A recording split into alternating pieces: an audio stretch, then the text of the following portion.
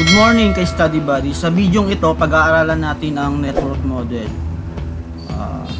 using or solving network model problem using POMQM application.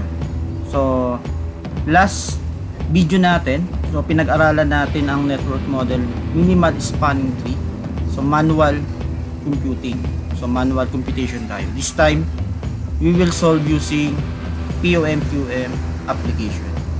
So, I advise, mas okay na malaman mo muna kung paano mag-solve manually bago tayo mag-solve ng or bago tayo gumamit ng application. So, saan mas madali nating malaman kung ilang branches ba yung node and arc. Kasi doon sa video na yung pinaliwanag ko yung node and arcs. Okay? So, open natin yung ating POMQM software. So kung wala ka pang application ng POMQM, so mag-download ka. Panoorin mo lang din yung aking video na ginawa, how to download. Free lang naman yan. Okay. So open natin. So once na inopen mo na ang ating POMQM application, so ito yung makikita natin. Okay. So meron tayong module 3 kung nasaan nandyan yung break even, decision analysis, forecasting up to waiting lines. So this time yung ating topic is networks or network model. So pag kinlik natin yan, mag-e-expand yan. So lalabas dyan yung tatlong technique, yung minimum spanning tree, shortest route, and maximal flow. So minimum spanning tree muna tayo. Then yung previous problem natin is yung PLDT problem natin. Okay. So, yan yung gagawin nating title. Okay. So, number of branches. So, paano ba natin malalaman kung ilang branches yung ating i-input dito? Okay. So, ito siya. So, yun. So, meron tayong node A, B, C, D, E, F, G, H, and I. Whereas, meron tayong arc or branches from AB na may distance na 8. So, A to C, 3 to 1 to 15. Corresponding distance with each branches. Okay, so, nilagay ko na rin yung equivalent niya. So, yung A, equivalent to 1, yung B, 2, C, 3. Para mamaya, pag nag-input tayo ng numbers, mas madali natin siyang makikita. Okay?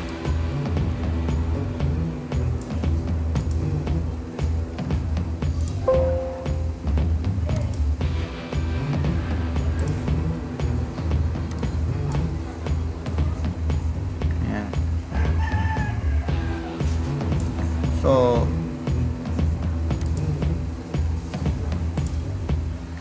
minimum spanning tree. So, 15 branches. Input lang natin yan. So, pwede tayong mamili ng ating, kung ano yung preferred mo. Branch by number, A, B, C, D. Or by number, 1, 2, 3, 4, 5. So, okay na sa akin to. So, ayan na. So, lalabas na yung branch 1 to 15 natin. Then, input natin yung ating branch 1. So, yung branch 1 natin yung A to B, which is corresponding yan is input lang natin. So, 1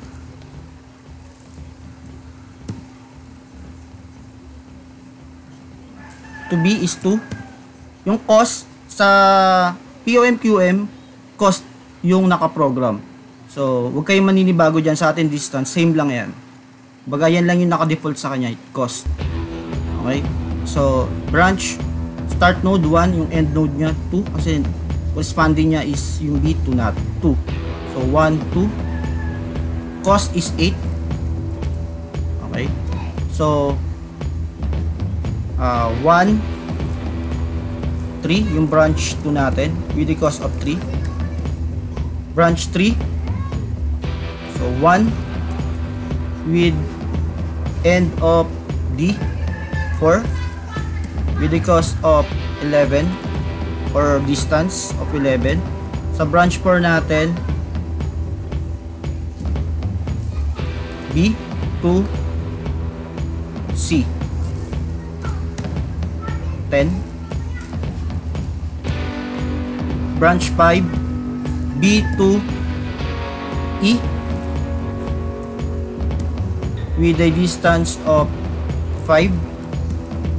Branch 6, so C to D or 4 with a distance of 6. Branch 7, C to E or C 3 to 5, okay, with a distance of 1.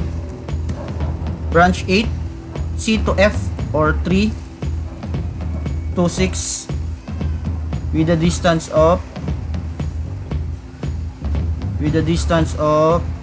14. Okay, branch 9 natin, C to G or 3 to 7 with a distance of 12. Branch 10, C to H 3 to 8 with a distance of 15. Branch 11, D to G or 4 to 7 with a distance of branch 11 with a 9 kilometers. Branch 12, E to H or 5 to 8 with a distance of 7. Branch 13, F to G, so 6 to 7.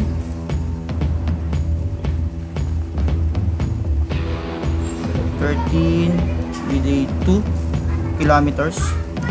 Branch 14, F to G, branch 14, G to I or 7 to 9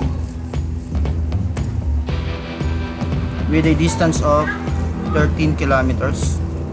And last branch, yung ating branch 15, H to I or 8 to 9 with a distance of 4. Okay. Try nating i-solve. Okay. Kung tama or parehas yung sa ating manual computation.